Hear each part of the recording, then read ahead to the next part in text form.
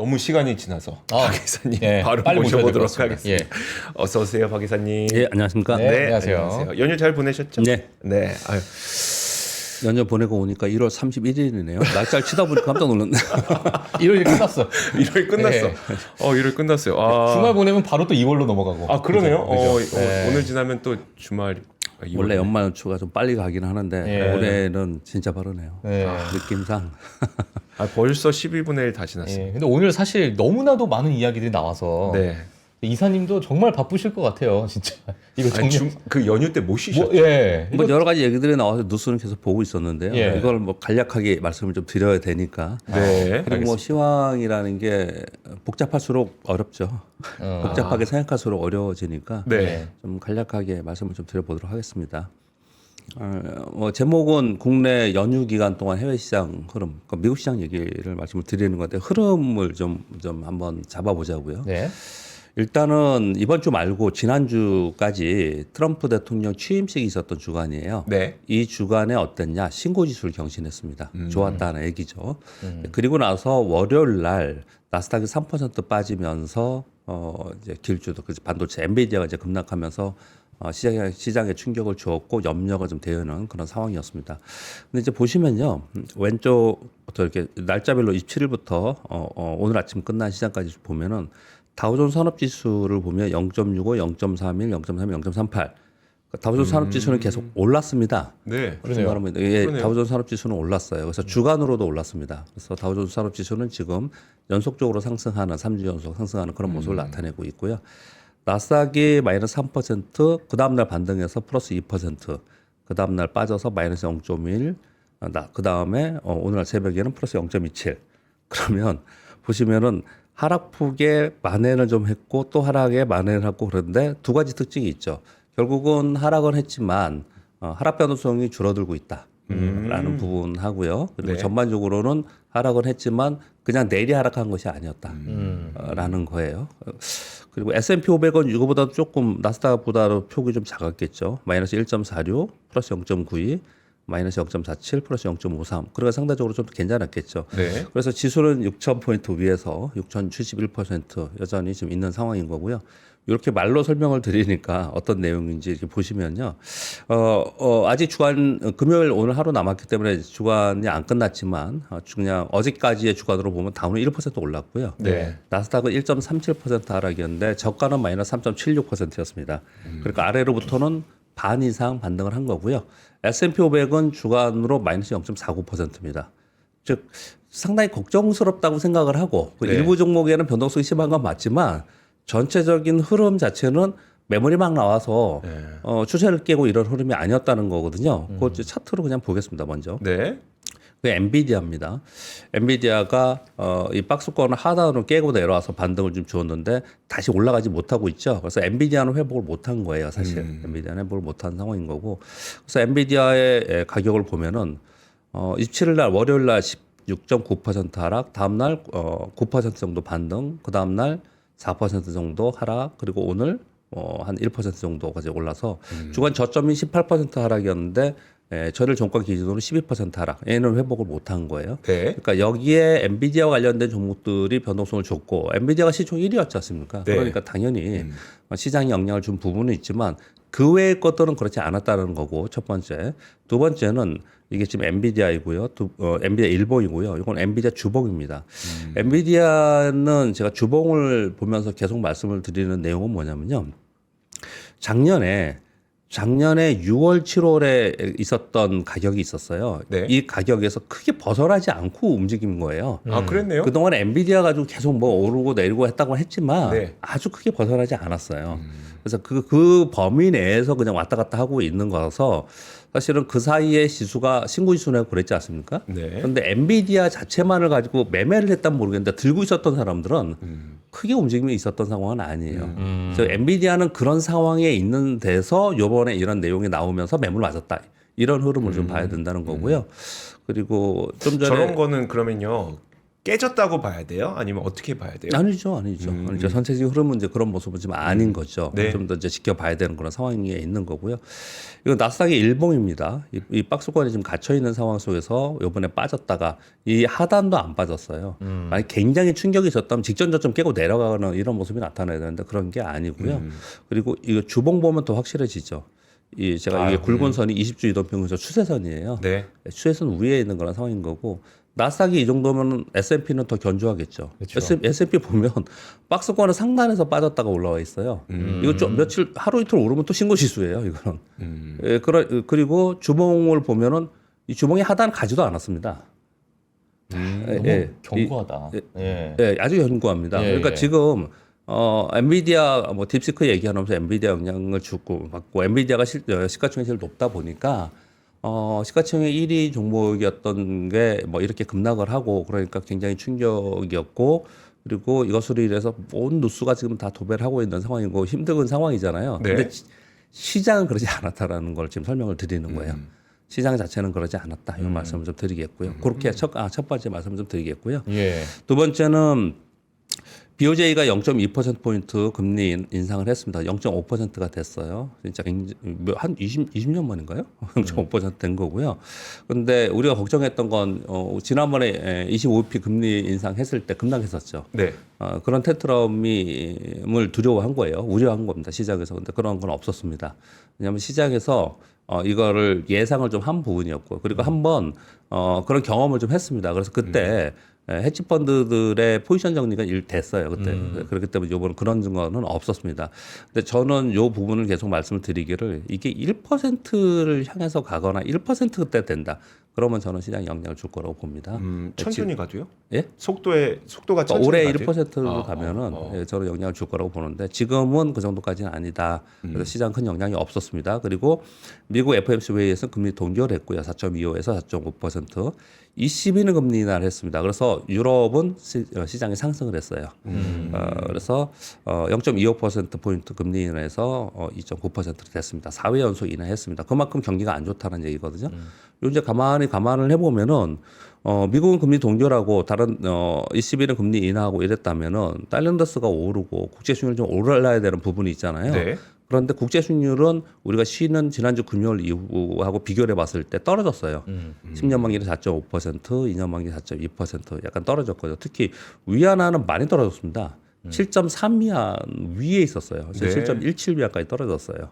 그래서 상대적으로 좀 안정화되는 모습을 나타내는데 이건 왜 그랬냐 생각을 해보면 FOMC 회의 결과 오늘도 저 갖고 오긴 했는데 시간 되면 하고 저 뒷분이 지금 FOMC 지금 말씀을 주신다고 전문가분이 오셨으니까 저는 잠깐 언급을 좀 드릴 건데 이번 FOMC 회의에서 기조가 변하지 않았다고 얘기하는 게 굉장히 인상 깊었습니다. 그게 이제 핵심이에요. 네. 그러니까 지금 트럼프 대통령이 대비해서 뭐 금리 인하하라고 뭐 하지만 그런 부분과 상관없이 뭐 데이터 디퍼런스 얘기를 하면서 결국은 두 가지 핵심 포인트가 있는데 제가 볼 때는 하나는 미국의 기준금리는 중립금리보다 한참 위에 있다라고 얘기를 했습니다.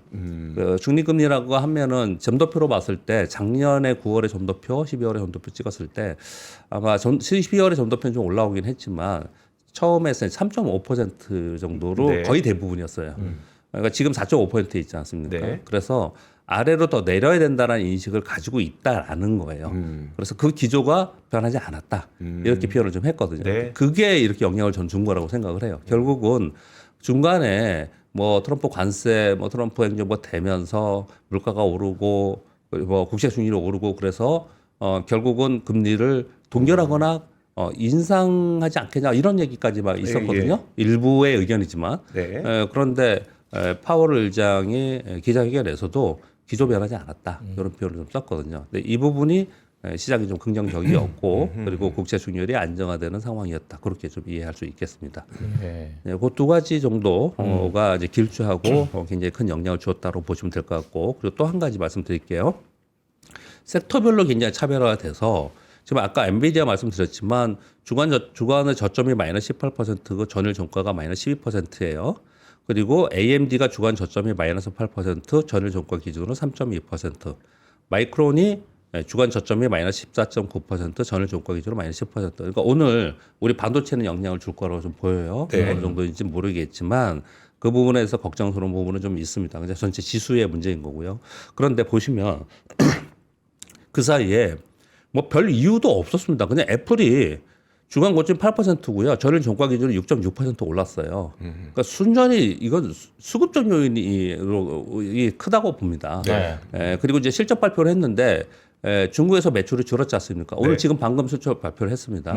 그런데 매출이 줄었어요. 그런데 뭐 맥이나 다른 데서 만회를 하고 그래서 시장 컨센서스보다 괜찮았습니다. 그래서 시간에서 지금 한 3% 가까이 상승하고 있어요. 그래서 다른 기술주도 좀 올라오고 있습니다. 지금. 그런 부분들을 좀 감안하셔야 될 것 같고요. 그리고 지금 말씀드리는 부분은 뭐냐면 엔비디아 이렇게 빠지는 동안 뭐 AMD랑 마이크론이 빠진 부분은 분명히 있습니다. 그러나 애플은 그동안에 반대로 올랐어요. 시장이 빠지는 동안에 얘는 올랐어요. 같이 맞고 시장이 매물 맞으면서 추세적으로 막 이제 깨지고 이런 게 아닐 가능성이 높다라는 설명을 좀 드리는 거예요. 네. 메타도 플러스 6% 올랐습니다. 알파벳은 주간으로 플러스 0.3% 올랐어요. 요건 또 어떤 특징이 좀 있냐면 AI 칩의 하드웨어 쪽, 우리 그동안에 올해 들어서 계속 얘기했던 거예요. 하드웨어 쪽에 대해서는 그동안에 많이 1년 동안 거기에 부각을 받았고 올해는 그게 아니고 맞춤형 AI 칩이라든지 아니면 소프트웨어라든지 이런 쪽으로 관심을 더 갖고 그런 쪽이 부각이 된다라는 얘기를 계속 했었던 거고 그렇게 올해는 되지 않겠냐라고 네. 했었던 거거든요. 그런데 이번에 딥시크 얘기가 딱 나오니까 결국은 그래 실제 진위 여부를 떠나서 네. 진위 여부를 떠나서 시장의 관심은 그쪽으로 갈 수 있겠구나. 즉 AI로 인한 소프트웨어나 알고리즘 변화로 인해서 실제로 수익 내는 소프트웨어 쪽이 관심이 더 있겠다. 네. 이렇게 같다라고 저는 이제 해석을 합니다.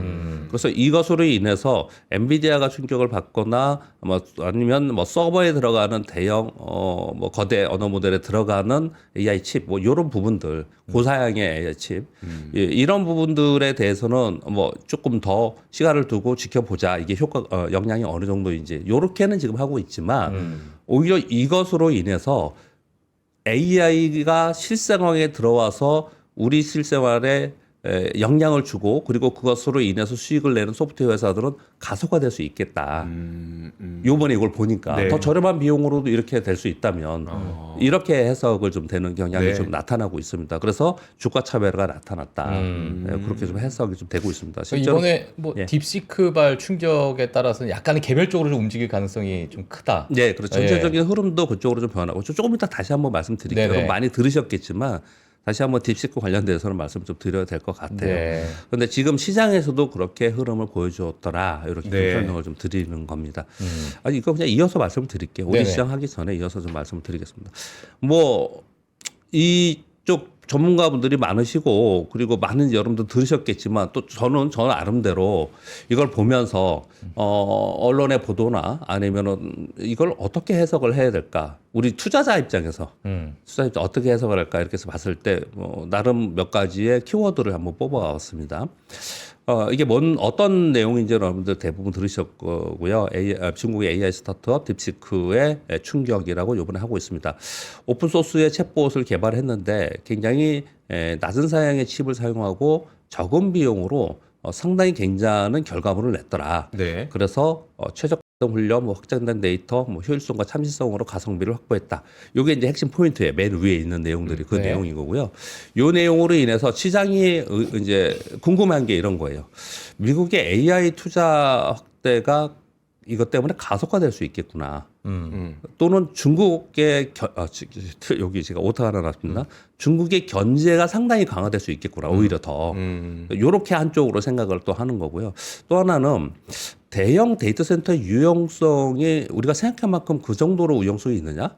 만약에 이 정도까지 아니라면 AI 가속기 수요 감소가 좀 있지 않겠냐. 이래서 이제 엔비디아가 떨어진 거예요. 네. 그러면서 덧붙여서 미국의 빅테크 기업들의 멀티플에 대한 의심. 그러니까 그동안 고평가 얘기가 있었기 때문에 이렇게 얘기를 한 거예요. 이건 지금 전부 다 1번, 2번, 3번은 물음표입니다.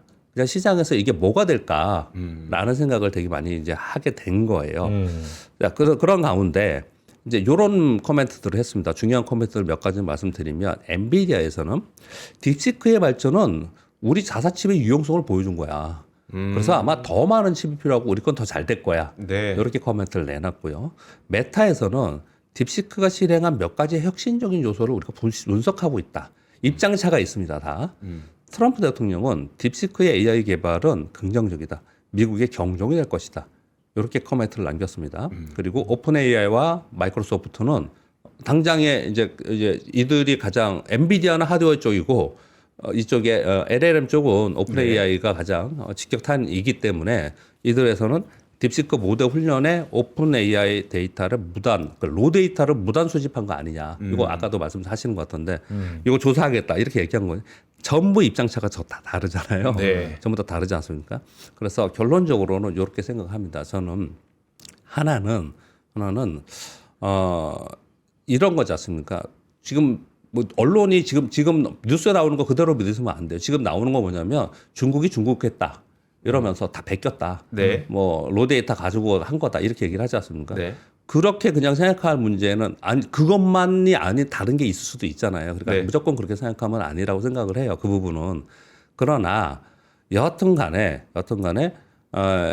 그동안에 AI 가속기를 해서 굉장히 고사양의 많은 수량의 칩들을 쌓아놓고 그걸 가지고 해야 된다라는 부분이 그것을 활용한 쪽으로 가서 저렴하게 사용해서 활용을 적절하게 할 수 있다라는 쪽으로 살짝 바뀐 거잖아요. 네. 그러니까 저는 이걸 보면서 어떤 생각이 들었냐면 이런 거잖아요. 오픈 소스, 로데이터, 여기서 로데이터 얘기하는 거고 또는 원 소스 있잖아요. 네. 원 소스를 내가 가지고 할 거냐 안 할 거냐의 이제 이 상황으로 바뀌는 것 같아요. 어떤 의미냐면은 예를 들어서 마이크로소프트나 미국의 빅테크들은 내가 로데이터를 전부 다 가지고 있고 그러니까 우리 그 프로그래밍으로 얘기한다면 프로그램에 원 소스 있지 않습니까? 네. 기본 그 코딩 소스 네. 내가 가지고 있고 얘를 블랙박스를 가지고 있고 그런 다음에 이걸 사용하는 사람들한테는 유료로 보통 하잖아요. 일부분 오픈을 하고 이렇게 하지 않습니까? 네. 이걸 내가 가지고 내가 이 모든 걸 가지고 이 사업을 할 거냐 아니면 그건 엄청난 돈이 드니까 그건 너네가 해. 오케이. 그럼 나는 유료로 너희들 거 일부를 해가지고 나는 그거를 활용해서 요런 사업을 할 거야. 의 차이인 것 같아요. 저는 이걸 보면서 그런 생각이 상당히 들었거든요. 근데 미국의 지금 빅테크들은 처음에 그냥 무제한으로 이거 칩을 가속기를 사가지고 이렇게 했던 거는 모두 다 자칫 잘못하면은 이게 전부 다 저쪽에서 소스를 주지 않거나 정보를 주지 않거나 했을 때 우리는 도태되거나 뒤에 떨어질 수밖에 없잖아요. 네. 그러니까 일단 우리도 똑같이 한다. 모두 다. 근데 글로벌리 보면은 모두 다 그걸 갖고 있을 필요는 없는 걸 수도 있어요. 그렇긴 여기 하죠. 보면은. 네. 근데 뒤처지기 싫겠죠. 첫 번째 네. 국가적으로 미국이 그리고 기업으로 보면은 마이크로소프트나 뭐 아마존이나 뭐 애플은 모르겠습니다. 뭐 오픈 AI나 뭐 이런 데들은 뒤처지기 싫으니 그리고 테슬라도 뒤처지기 싫어하는 것 같아요. 네. 그러니까 자기네들이 그거를 다 갖고서 뭘 하고 싶어하는 거잖아요. 근데 지금 요 얘기는 실제로 미국 거를 베꼈던 아니면은 뭐 이건 훔친 건 아닌 것 같아요. 왜냐면 네. 오픈 소스니까. 네. 그걸 가지고 활용을 했던 간에 활용을 해서 적은 비용으로 비슷한 결과물을 내서 상업화하는 어떤 새로운 소프트웨어나 애플리케이션이 나온다면 네. 그렇게 해도 되지 않냐라는 게 요번에 한번 보여준 게 아닌가라는 생각을 저는 해요. 네. 그래서 그런 생각을 봤을 때 올해부터 앞으로의 세상은 더 저렴한 비용의 AI 애플리케이션 개발 및 활용으로 빅테크의 활용한 세상의 변화는 더 빨라지겠구나 라는 정도로 이걸 해석을 합니다. 근데 그거는 그냥 기술적 분석으로 본인의 해석인데 주식시장에서는 투자에서는 어떤 개념이냐. 그러니까 이제부터는 계속 얘기했던 거는 하드웨어 중심의 굉장히 중요한 세상에서 네. 하드웨어의 비용이 감소하면서 또는 그만큼 비용이 안 들여도 그런 결과물이 나올 수 있는 기업들이나 그런 소프트웨어나 그런 알고리즘이나 이런 것들이 상당히 많이 나오면서 네. 그런 것들이 많이 나온다는 얘기는 그 회사들이 새로운 우리가 모르는 서비스를 계속 할 가능성이 되게 높아요. 예전에 우리 인터넷 혁명이라고 얘기했던 2000년도에 그렇게 발전을 해왔거든요. 그래요? 지금 비슷하게 가고 있는 거구나라는 생각을 좀 합니다. 딱 그때가 박 이사님 처음 시장에 딱 들어오셨을 때였었죠. 아니 그렇지는 않고요. 아 그래요? 예, 95년대에 왔으니까 90 아 그때 아니었어요? 네, 고인돌 수준으로. 아, 그때 아니었어요? 아니요 95년대 98년도가 그러니까 인터넷 시대고요. 입사하시고 예, 이제 인터넷, 예. 얼마 안 있다가 얼마 안 있다가 네, 인터넷에. 맞아요. 네, 딱 아, 그거예요. 그래요? 맞아요. 18년도 인터넷 면. 시대였고요. 가장 딱 그 가장 열정적인 딱 20대 중후반에 네. 그때 인터넷 혁명을 예, 인터넷 시대가 있었고 그리고 나서 IT 버블이라는 게 붕괴되고 나서 그런 세상은 완전히 그 전의 세상하고 바뀌었잖아요. 근데 이번 저는 AI가 그렇게 자주 말씀드리지만 그럴 것 같아요. 근데 우리가 아마 상상하지 못하는 것들 있을 수도 있어요. 우리 맨날 자유주의 로봇 막 이런 얘기 하잖아요. 네. 그런 게 아닌 상상하지 못하는 서비스나 상품들이 상당히 나올 수 있는데 그렇게 될 수 있는 가능성을 만들어주는 하나의 이벤트 같아요. 이게 제가 보기에는. 그래서 시장에서는 그러면 이제는 자 이렇게 한번 나왔으니 다른 데도 생각을 할 거 아니에요. 예. 우리나라 같은 경우에 우리나라는 AI 굉장히 뒤쳐졌다고 했잖아요. 네. 우리나라는 엔비디아 칩 몇 개뿐이 없다면서요. 맞아요. 예. 그러면 우리가 아까 말씀드렸듯이 원 소스를 갖고 있는 국가, 원 소스를 갖고 있는 기업이 어차피 법될 바에는 그러면 이걸 활용해서 어떤 상품을 만들고 어떤 서비스를 할 건지에 더 치중할 게 되겠죠 앞으로. 네. 그렇게 되겠죠. 그런 것들이 한 단면을 보여주지 않았나라고 생각을 합니다. 그래서 이게 후퇴하거나 막 뭐 이런 부분은 저는 아니라고 생각을 하고 변화되는 과정이라고 생각을 좀 합니다. 실제로 딥시크에서 만약에 그 로데이터를 다 가지고 와서 자기네들은 그게 진짜 돈이 많이 들고 힘든 거잖아요. 네. 지구상에 우리 역사적으로 했던 로데이터를 다 가지고 만들어내는 거니까 결과물을. 네. 근데 이미 만들어진 거 이만큼 있는데 얘를 갖고 와서 이걸 했을 가능성이 있다라고 지금 보도가 계속 나오는 그렇죠. 거거든요. 네. 그렇게 보도가 나오는 건데 만약에 이걸 본인에서 그쪽에서 원 소스에 있는 데서 가져가라고 만약에 그랬다면은 앞으로도 그럴 거라면 상당히 새로운 환경이 되는 게 아니냐라는 거예요. 제 말씀은. 그런 각도로도 본다면 앞으로 새로운 진짜 시장에서 주도주 또는 새롭게 강하게 움직일 수 있는 그런 기업들도 상당히 나올 수 있는 그런 모멘텀이 되는 것이 아니냐라는 생각을 좀 합니다. 그렇게 좀 말씀을 좀 드리겠고요. 예.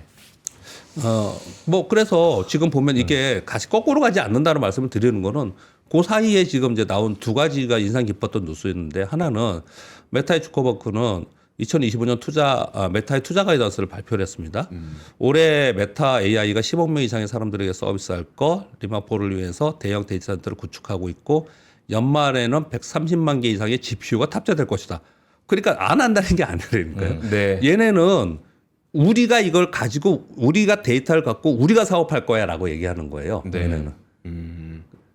그러니까 우리 거 가지고 너희들이 서비스하고 이런 것들은 아마 유료화되거나 어떤 방법이 있겠죠. 근데 이거를 어디에 종속되지 않고 우리가 주가 될 거야라고 하기 때문에 계속 필요를 한 거거든요. 예. 제가 볼 때는. 그러니까 이런 회사들은 다시 뒤로 가지 않을 거예요. 그러면 이제 갑자기 그래?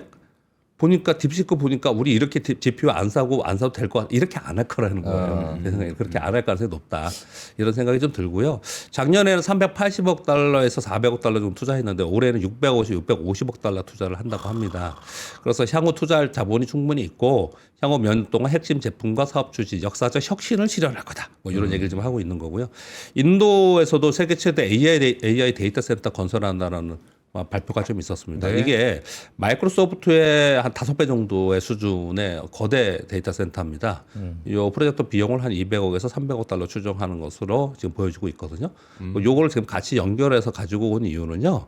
지금 딥시크 충격 얘기를 하면서 반영 얘기를 하면서 이것으로 인해서 엔비디아와 뭐 GPU와 그리고 대형 데이터 센터는 이제 필요 없다. 이렇게 가지 말자라는 거예요. 네, 그런 개념이 아니고 변화된 과정에 있는 게 아닌가라고 저는 이번에 이걸 보면서 해석을 좀 했습니다. 예. 그렇게 말씀을 그러니까 드리겠습니다. 이거 오늘 그 박 이사님의 주제 자체가 딱 그 딥시크 쇼크에 대응하는 우리 투자자들의 마음가짐 자세 이거거든요.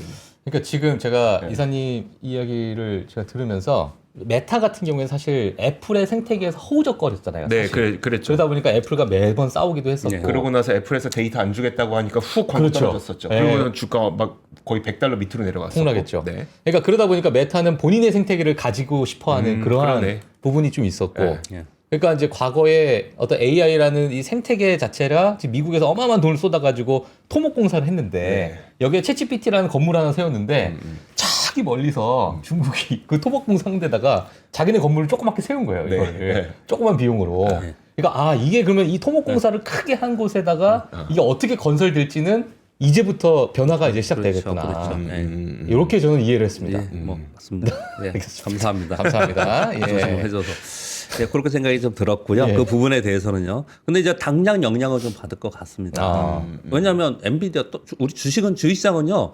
향후 흐름에 대해서 막 아주 복잡하게 생각하지 않는 자금들이 있어요. 네. 악재는 그냥 살고 다음날 아니야 그러면 도로 사고 이런 돈들도 많아요. 네. 그렇기 때문에 엔비디아가 일단 급락을 한 건 분명히 많지 않습니까? 그래서 거의 관련된 것들은 일단 빠지긴 하겠지만 시간을 두면서 이게 회복이 되는지 안 되는지는 좀 지켜봐야 되는 게 지금 미국의 상황이에요. 네.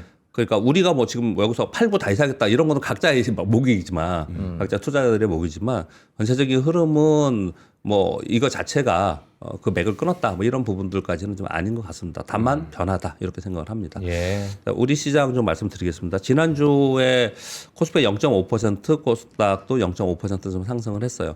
지난주에 등락이 있었는데요. 왜 그랬냐면은 지난주 월요일, 화요일 날 외국인들이 매도했어요. 근데 수요일 날 3,500억이나 사면서 올렸어요. 뜬금없이 올렸습니다, 사실. 네. 근데 목요일 날 갑자기 팔았어요. 6,200억이나. 그래서 굉장히 혼란스러웠습니다. 그래서 마땅한 해석이 없었기 때문에 대부분들 뭐라 그러냐면 연휴를 앞둔 리스크 헤지다. 이런 표현을 했거든요. 근데 금요일 날 다시 샀어요. 그래서 금요일 날 다시 올렸습니다. 지난주 금요일 날 코스피 0.8%, 코스닥 0.6% 올려서 주간으로는 어떻든 간에 상승을 했는데 특징은 뭐냐면 외국인들의 매도에 의해서 시장이 왔다 갔다 하는 부분이 좀 있고 두 번째 연기금 계속 사고 있다는 부분이 한 가지가 있고요. 세 번째 우리나라 시장은 지금 지난 연말부터 강한 상승을 했었어요. 네. 요건 지금 일봉이긴 한데 연말에 강한 상승을 해서 우리나라 지금 4주간 상승을 하는 거거든요. 예. 근데 연말에 상승하고 그 다음 주에 상승하고 상승을 하다가 그리고 나서는 이거 보시면은 그냥 박스권에 왔다 갔다 하고 있죠. 더 이상 방향을 못 잡고 있어요. 예. 요렇게 된 것은 지수가 밑에서부터 올라왔던 그 시기에는 어떤 상황이 있었냐면 우리나라 환율이 네. 1,500원을 넘니 많니 했을 때요. 맞아. 그랬다가 탁 떨어졌잖아요, 밑으로요. 네. 그 사이에 그만큼 정도는 반영을 하면서 올라왔어요. 근데 이제 더 이상 안 움직이죠, 환율이. 더 밑으로 못 가잖아요. 네. 그러니까 이런 상황에서 외국인들도 그 상황에서는 조금 떨어지는 부분 그리고 또 거기서 또 위험 관리 또는 이 수익을 내려고 하는 그런 수급이 있었을 거 아니에요. 그런 부분 정도는 들어왔지만 이후에 적극적으로 매수하거나 매도하는 상황은 없습니다. 지금 없거든요. 그래서 우리 시장은 그냥 박스권 상황 속에 계속 있었고 요거는 좀 더 이어질 수밖에 없는 그런 상황인 것 같습니다. 뭔가 모멘텀이 새로운 게 발생이 돼야 되는데 지금 그런 상황이 없는 거고요. 특히나 미국이 신고시를 내면서 뭐 추세적으로 계속 가는 상황이다. 그러면은 우리도 그 추세를 추정하면서 좀 움직일 가능성이 있는데 지금 미국이 추세적으로 움직이는 상황은 아니거든요. 아까 네. 차트 보여드렸듯이. 그러니까 우리 시장도 이런 고만고만한 박스권 안에 있으면서 다만 다른 점은 뭐냐면 신고가를 역사적 신고가 나는 종목들이 많이 발생하고 있어요. 네. 역사적 신고가 나는 종목. 예를 들어서 조선과 조선기자재. 조선은 역사 신고가 아니고 조선기자재. 네. 네네. 역사적 신고가 내고 있고요. 뭐 전력기기도 역사적 신고가 낸 종목들도 있고. 그렇게 섹터별로 차별화되고 종목별로 차별화되고 있거든요. 그래서 작년 말부터 뭐 많은 전문가분들이 여러분들 들으셨겠지만 올해 우리 시장은 작년보다는 괜찮다. 그렇지만 위로 굉장히 추세적으로 올라가기는 힘들지 않겠냐. 그러면 그래도 시장은 좀 안정화되면 종목은 있지 않겠냐. 그러면 종목으로 했을 때 대응했을 때 기회는 있는 장이지 않겠냐. 이게 그냥 1월 내내 지금 보여주고 있는 시장이다. 그렇게 해석이 좀 되고 있습니다. 지금 쭉 설명을 드렸는데요. 일주일 내내 엔비디아발 변동성 확대가 됐는데 이게 데이터 소스 및 신뢰성 검증 얘기가 계속 나오고 있어요. 네. 근데 이거 데이터 소스와 상관없이 뭔가 기발한 있었다. 이러면은 거기에 대해서는 이제 시장에서 좀 파장이 조금 더 있을 수는 있습니다.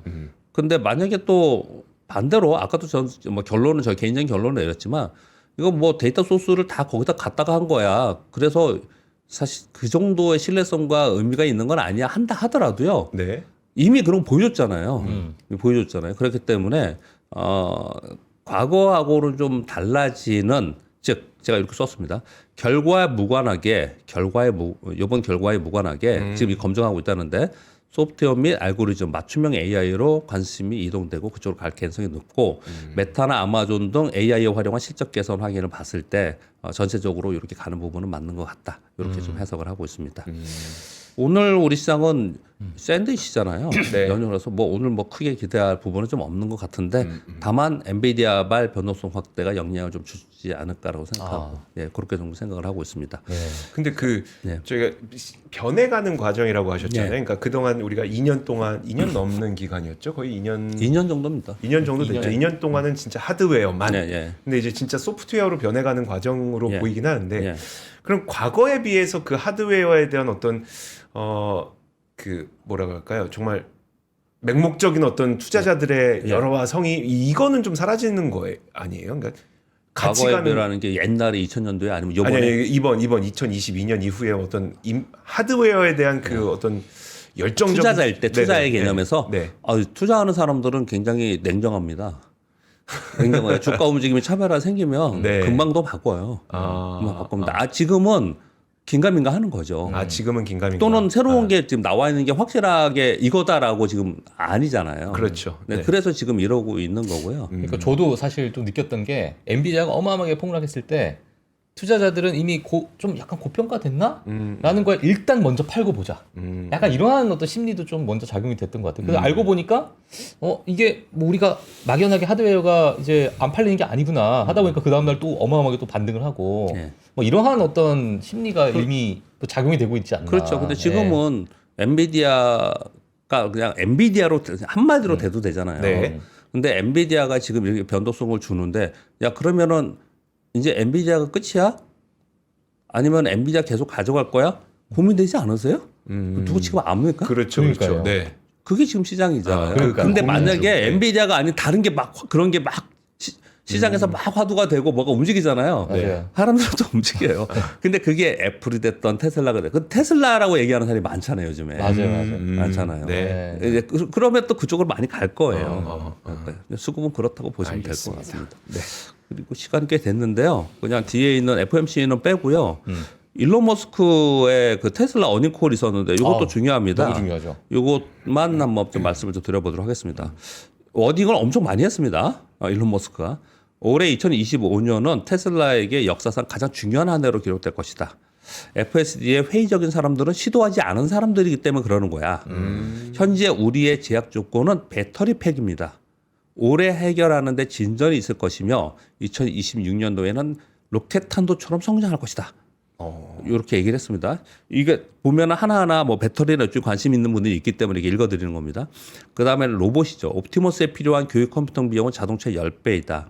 옵티머스는 매출 10조 달러를 넘어설 잠재력이 있다. 옵티머스 생산을 그 어느 때보다도 빠르게 늘릴 계획이며 머지않아 매년 1억 개의 제품을 만들 수 있게 될 것이다. 굉장히 세게 불렀는데 네. 일론 머스크니까 알지 안 할지 한번 지켜보는 거고요. 테슬라의 모든 공장에서 다음 달부터 신형 모델 Y를 대량 생산 시작할 것이다. 올해 안에 캘리포니아에서 FSD 출시 및 다른 지역에서도 출시 계획을 갖고 있다. 다른 자동차 업체와 FSD 라이선싱 논의 중이다. 올해 6월 텍사스에서 언슈퍼바이즈드 FSD 유료 서비스를 출시하실 것이다. 이런 표현들을 좀 썼거든요. 여기 근데 몇 가지들이 막 들어있어요. 여기 보면은 배터리에 대한 관심, 그리고 로봇에 관심, 자율주행에 대한 관심 이런 것들이 있는데 올해 이런 것들을 했을 때 굉장히 중요하게 폭발적으로 성장할 수 있다. 이런 얘기들을 막 하고 있는 거거든요. 네. 여기에요. 근데 이게 하나하나가 서로 다른 내용일지로 보이지만은 그리고 여러 회사들이 들어가 있으니까요. 그런데 사실 전체적으로 한 획으로 보면은 이게 전부 다 AI의 성장과 함께 같이 가는 것들에 다 들어 있습니다. 네. 이 부분이 좀 하나가 있고요. 그리고 우리나라에서 맨날 관심 있어 하는 그 전기차와 2차 전지 있지 않습니까?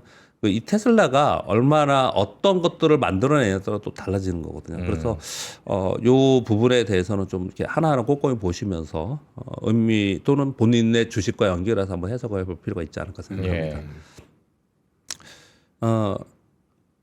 트럼프가 웃긴 얘기를 했습니다. 폭스뉴스와의 인터뷰에서 중국에 관세를 부과하고 싶지 않대요.